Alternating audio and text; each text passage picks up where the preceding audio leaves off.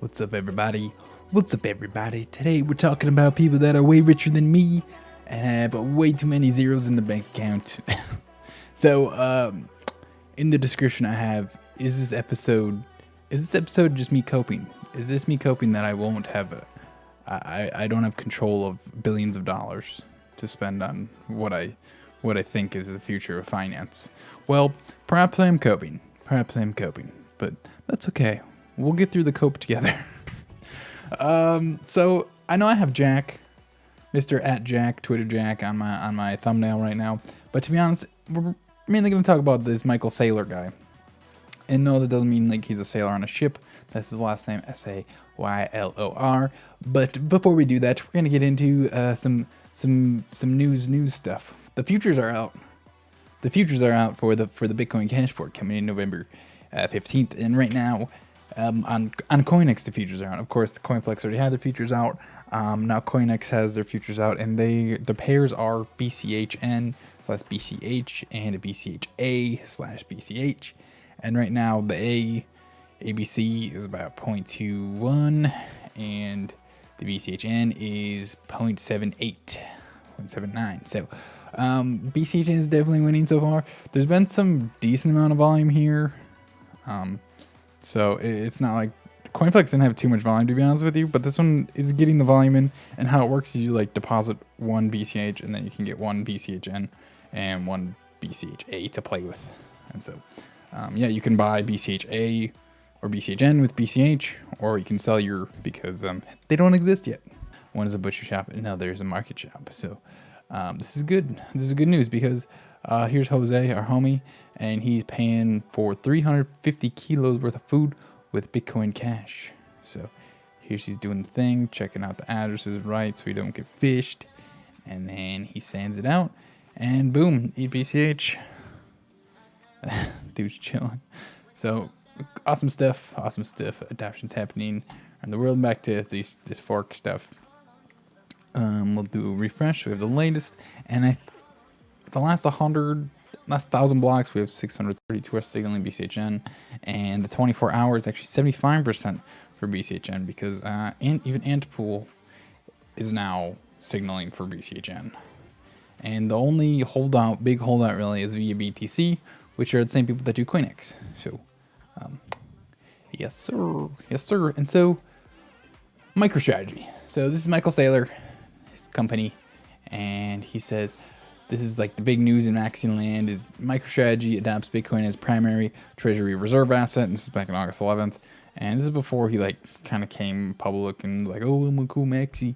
But yeah, they basically, long story short, they had 500 million in cash and they didn't know what to do with it. And so we're gonna listen to a lot of parts of this podcast that he had with Pomp in a second here. But this was like the first thing to come out, and it was today announced it purchased 21,000 bitcoins, and aggregate purchase price 250 million. So at the end of the day, I think they bought. We'll go into the numbers later. But anyways, we'll get into what like really like made about Michael Saylor. So let's get to it. So we're gonna jump right in here. And then whenever anybody else does anything that I might have an opinion, I keep my mouth shut now. Because I've realized it's just an opinion, and I've lived long enough to be wrong on a lot of things. But now, coming back to that specific tweet. So the tweet he's talking about is he said like Bitcoin is going nowhere back in like 2013 or 2014 or something, and people dug it up. I really am ashamed to say, I didn't know I tweeted it until the day that I tweeted that I bought 250 million worth of Bitcoin, and then I discovered the hive mind crypto Twitter consciousness, where all of a sudden they all went through all my tweets. They found it. They reminded me of it. They compared it. And I'm like, oh my God, I literally forgot I ever said that. And I took it as kind of like So anyway, this is like first example. So the theme of today is how this guy came to believe that Bitcoin is the way it is. And, well, it's through this thing called, that our friend CSW, not a friend, but coined proof of social media, right? Proof of social media is you just blast your media out, right? You blast your media out, and people like this will hear it and then decide what to do with their money, and then they buy $500 million worth of Bitcoin. So I have some timestamps. We're going to cut through this a little bit. I put it in my piggy bank. I have 500,000 in cash in the bank. I have kids and I have a future.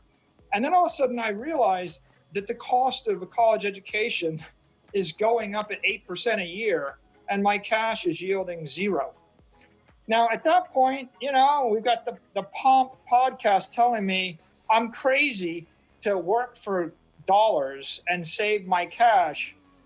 And if you take the $500,000 in the plight of the lawyer with the 2 kids we're going to send them to Harvard and the $500,000 of cash in the bank yielding 0, and now you multiply everything by 1,000. That's me. I have $500 million company. We're making $50 million a year. I got thousands of people working as hard as they can possibly work. We're sacrificing right and left. We're squiring our. So, if you watched the episode I did with Kelsey yesterday, we talked about his article about Bitcoin Cash needs to kind of reclaim the store of value narrative, right? And Bitcoin Cash is the medium of exchange narrative, right? It is peer-to-peer cash. That's medium of exchange, and so you have these two seemingly opposing concepts. You have medium of exchange and you have store of value, and Bitcoin Cash has really embraced medium of exchange because, well, BTC has basically abandoned it because transaction fees are too high. And well, they didn't when it comes to Lightning Network, but that's a whole other story. Anyways, BTC is all about store of value, right? And deep down, I think us Bcashers, we know that store of value is very important because that's fundamentally what Bitcoin is for, right? Is to keep your value, and like he says, not use fiat. Don't work for dollars, work for Bitcoin. And so it's where do we find that middle ground, right? And you'll see Kimchi, yeah, the DeFi with the libertarian logo. I like it. He completely disregards medium exchange, and I think it's important for Bitcoin Cash to kind of start to reclaim the store value. And it is difficult to do online, for example, people just shove a price chart in your face oh, here's Bcash. But I think it's important. And so what he does have to say is important in parts, but again, it's taking it to the absolute extreme because that's what he knows, that's what he's listened to. So yeah, next time stamper. So when times are good, everybody focuses on that, and there's only limited time. So I think I was closed to the possibility. It's just there's so many other things going on. And when the COVID crisis hit, dematerialized some fundamental thing. The mobile network is Apple, the information network at Google, the video network, YouTube, the social network, Facebook, even Twitter, speech network, dematerialized, and Amazon, the retail network. You buy them when they're $100 billion market cap. When something hits $100 billion, and when they're 10 times bigger than the next biggest thing, and they're $100 billion, they're probably going to crush everything. And at that point, I remember lecturing Wall Street guys in 2011, 2012 about Apple, and here's what they said. They said, well, we know you love Apple and you think it's going to beat the world. But, our idea is if Apple goes up too high, we're going to sell the stock and we're going to buy HP and Dell so we can diversify your computer. Okay, so he gets into this Bitcoin dominance thing. And I'm not sure exactly what he says, but he says the Bitcoin dominance, he says this on Twitter too, is the real Bitcoin dominance is 93%. And so I was like, what? How is that even a thing, right? You go to, I know CoinMarketCap has it on top of their page. So we'll see what they say. And so they say it's 58.6%. And this just takes all the market caps and shovels them together and then divides the Bitcoin market cap by it. And so I can see where they exclude. It makes sense to exclude some shit coins because you can literally have $1 million market cap because you have one token and you sell it. You have 1 million tokens and you sell one token for $1. You all of a sudden have $1 million market cap, right? So I think that probably is maybe inflated a little bit, but this one goes to the extreme. And it takes it only takes Bitcoin, Litecoin, Ethereum, BSV, Bcash. There's his Bcash right there, so you know their perspective on all those. Monero, Dash, Zcash, Bitcoin Gold, Ethereum Cloud, Dogecoin, Decred. So they get rid of all the proof of stake coins, right? Because apparently, like, only proof of work coins matter, so we're going to disregard all the ones we don't like. And then this still only says 78%, right? And so why is there an option to include disable Ethereum? Ethereum is included in index because it is proof of work coin. However, many people do not think Ethereum is attempting to be money, but instead a global decentralized internet. Because of this, we give the option if or when Ethereum moves a proof of stake consensus, it will maybe remove from the index entirely. So if you uncheck that, then you have it that's 93% that he was looking at. So it's very, very selective, this dominance that he chose. You love SP token, BCH has evolved real. Yes, I think it has agreed to rebel, and I think it's going in a great direction. But anyways, he like cherry picks this very specific percentage point, right? Like, so this only includes Bitcoin, Litecoin, BSV, Bcash, Monero. Like, so anyways, that was just a point I would like to point out. He uses this completely biased site to prove his point, that to fit his own narrative that he had in his head, that if you have $100 billion company, that's another thing. Bitcoin is not a company. Bitcoin is something the world's never seen before, right? It's a digital asset. Bitcoin's not a company, and market cap's 200 billion. Again, that's probably inflated for the same concept that I explained earlier about a million tokens selling for $1. It's probably inflated. Every market cap is probably inflated a little bit, right? But Bitcoin's not a company. Bitcoin's not a company. So he's making all of these. It's like he's thinking he's buying shares in this company. Like, I know he doesn't think that, but the way his logic is working is that's what his logic thinks, right? And Bitcoin is not a company. So, like, and then he says it's got to be 10 times bigger than the next one. Well, it's not. Ethereum is 5 times, 20% of it.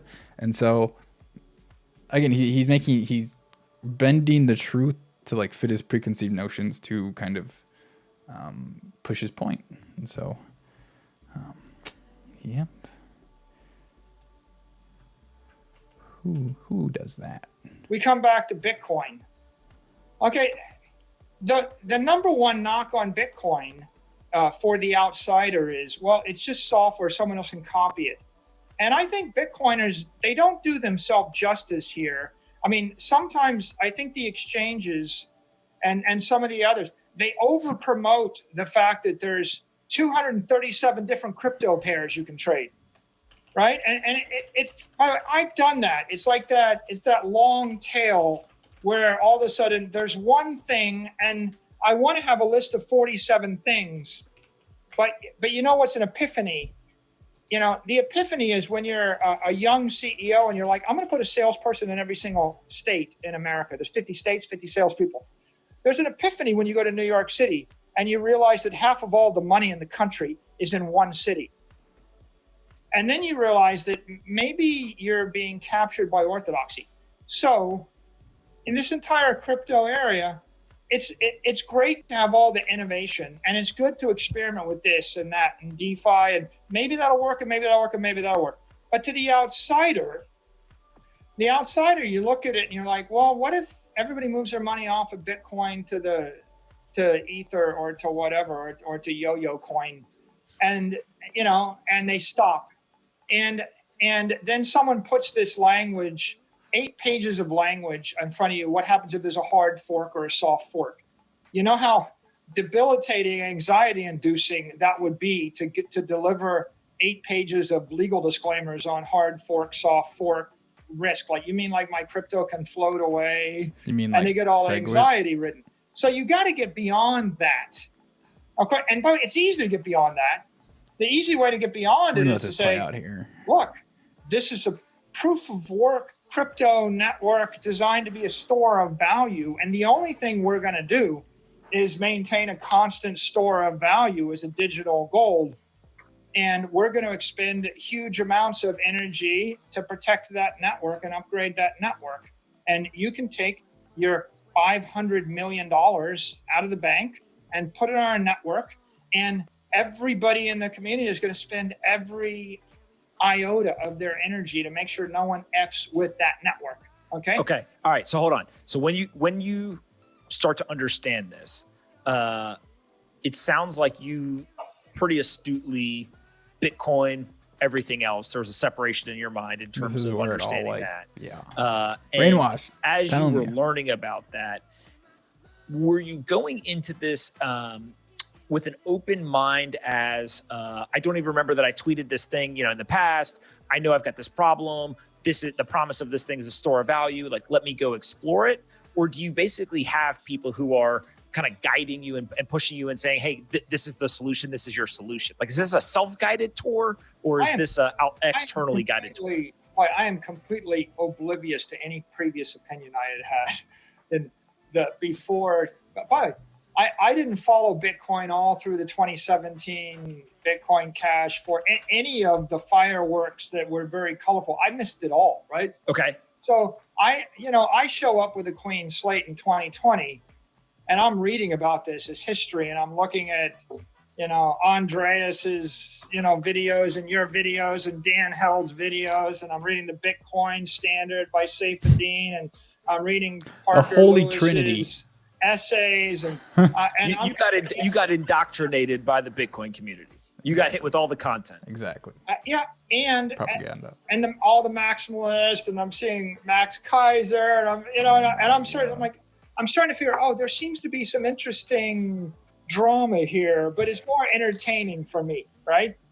And here's the thing that really just kicks you over the edge, though.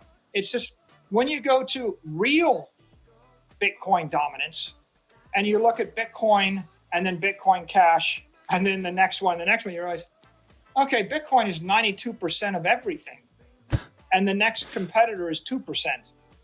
And then the next competitor is 1.5%. Okay?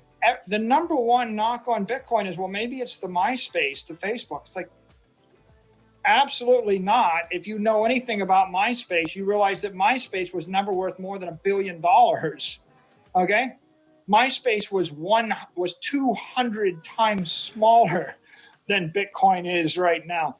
It was never that case, right? There's never an example. Okay, so he wasn't around in 2017. This much is obvious. And so this comes back to like the current problem we have now. People coming into the space, they see who did he name off? The Andreas is the Pomps, the Dan Hells, the Saifedean book, the Max Kaiser. Literally, he's like, oh, you got indoctrinated. Like, yeah, you got indoctrinated in store value narrative, right?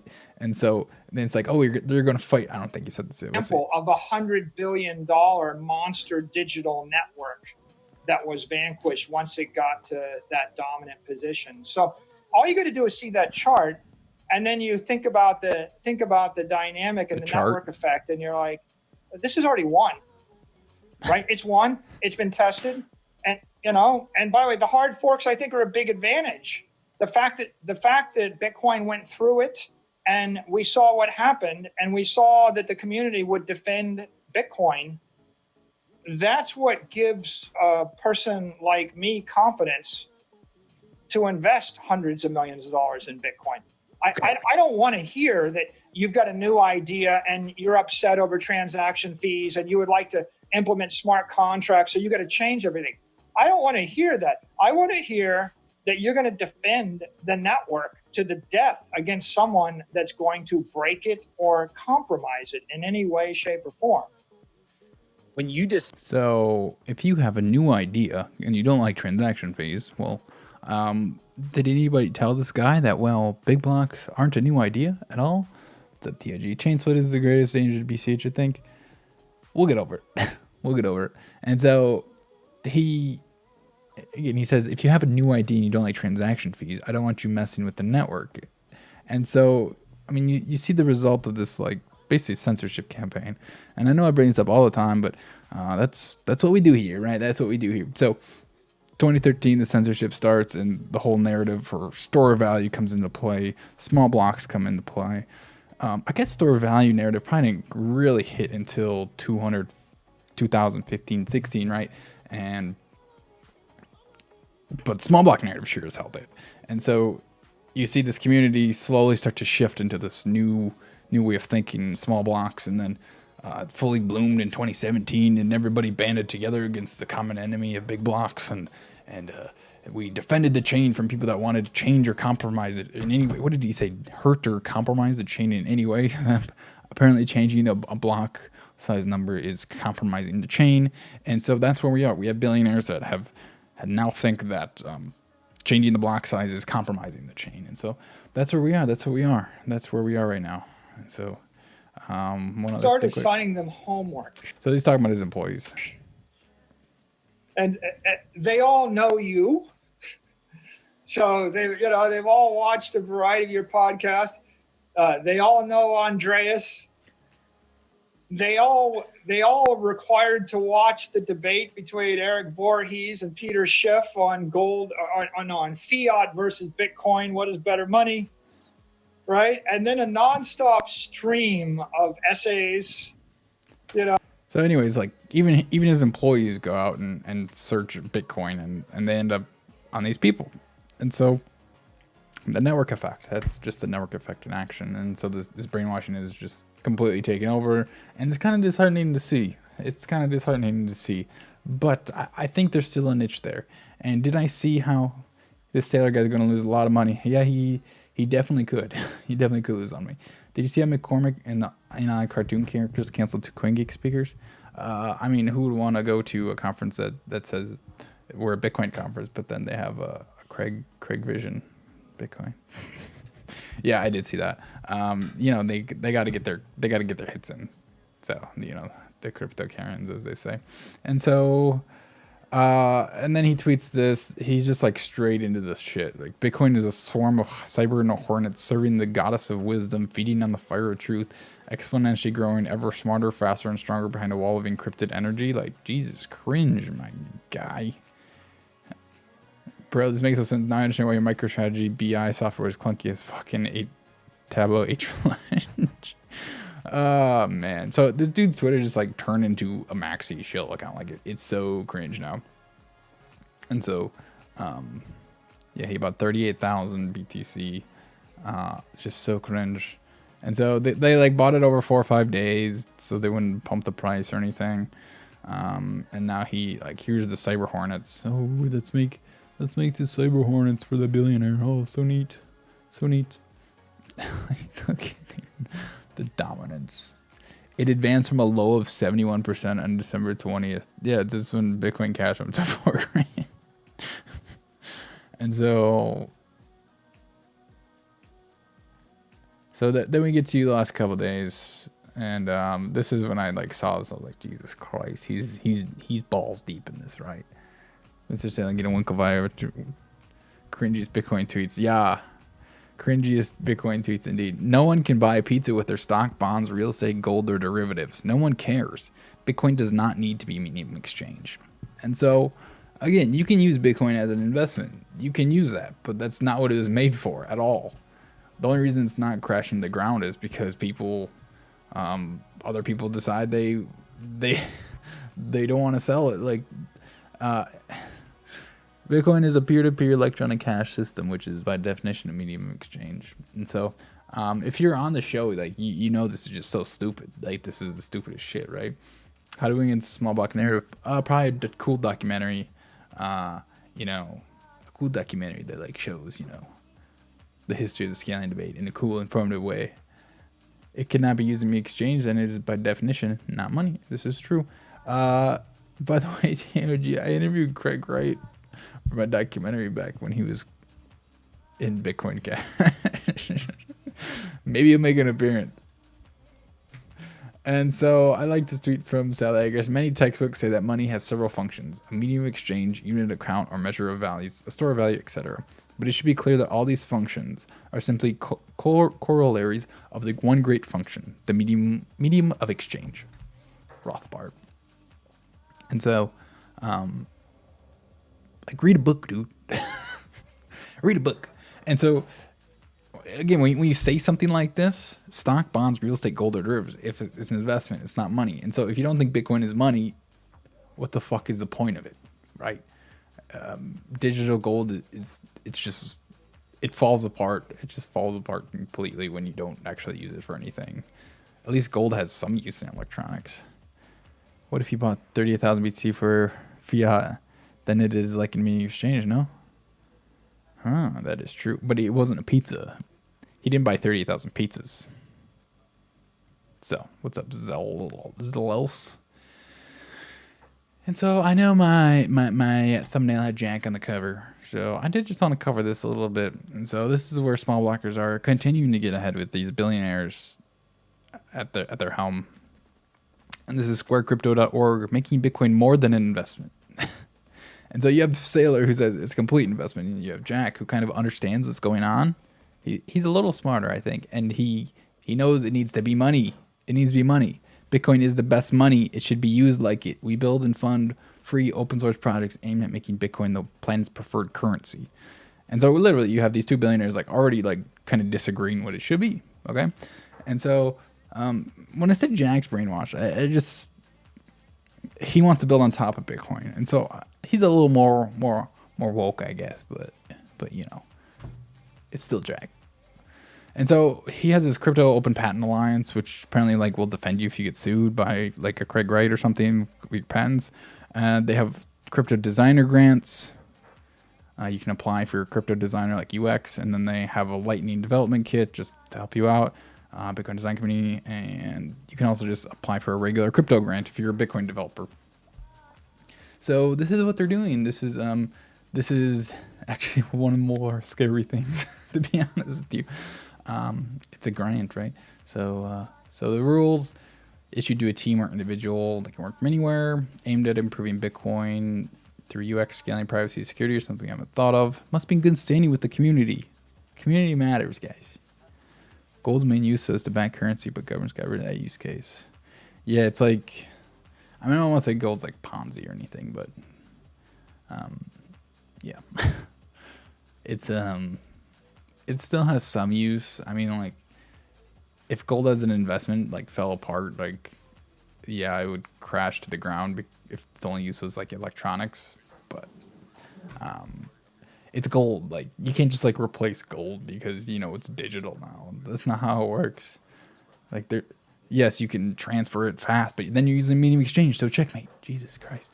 So they might do like, for these grants, they might do improvements in private key management, strengthening peer-to-peer networking and correlate clients, developing a wallet for a specific region of the world, layer 2 solutions.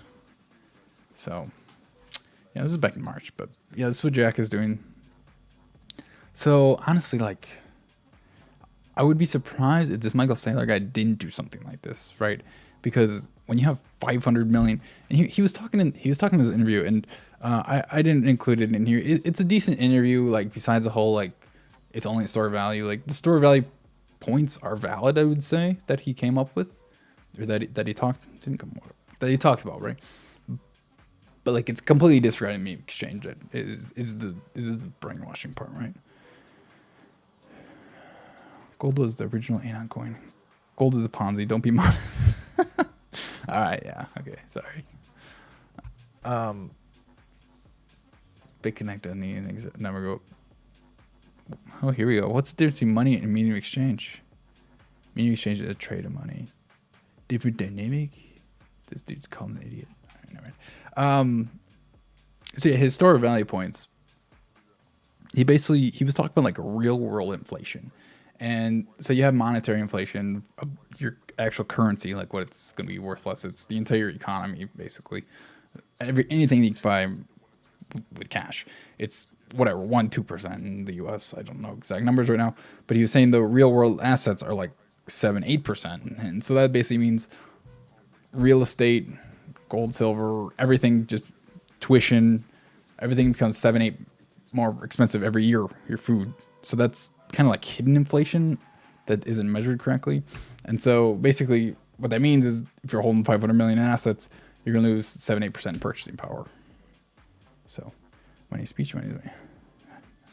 Everything is Ponzi. Just contest to find the best Ponzi. That's true. I've often said life is a Ponzi, right? I mean, capitalism by itself is a Ponzi scheme, but anybody can climb in the Ponzi scheme of capitalism. You just got to work hard. I'll pull yourself up by your bootstraps, and maybe get some handouts on the way up, but try not to rely on those. Try to make your own boots with with the handouts you get, right? You get a free pair of boots, reverse engineer those boots, and see how to make those boots to sell to other people. There you go. To sell back to the government. To sell back to the government who gives them out. There we go. That's how you make it in Ponzi scheme capitalism. But again, I'm not disregarding his store value points. I think they're valid, and I think this is something important that like you need to keep in mind as a Bcasher, right? Is that store value is important, but like you have shit like this, and then you have to defend the meaning of exchange, and then it looks like you're like completely shit talking store value, but they're both important, and so yeah, that's what I got for today. I think I'm gonna wrap it up here. Hope you enjoyed the show. If you got here late, back up, watch some more. Watch the first half. So, anyways, I'm gonna call it a night. Actually, I do have an announcement where I'm having a Bitcoin Cash coffee house meeting with a couple people tomorrow night at 7 p.m. So this one started at 9 p.m. The other one's gonna be at 7 p.m. I think the video might be like already scheduled on my channel, but I'll tweet it out here in a short bit. So check that out. It's gonna be David Bond. It's gonna be a cool one. It's not gonna be super technical. Because the technical ones I just like sit there and like don't know what to do. Oh shit, it's on my YouTube. So, but this one's gonna be David Bond, Oscar, I believe Ramitz, and somebody else. But anyways, check out my Twitter. I'll have it on there. But enjoy your show.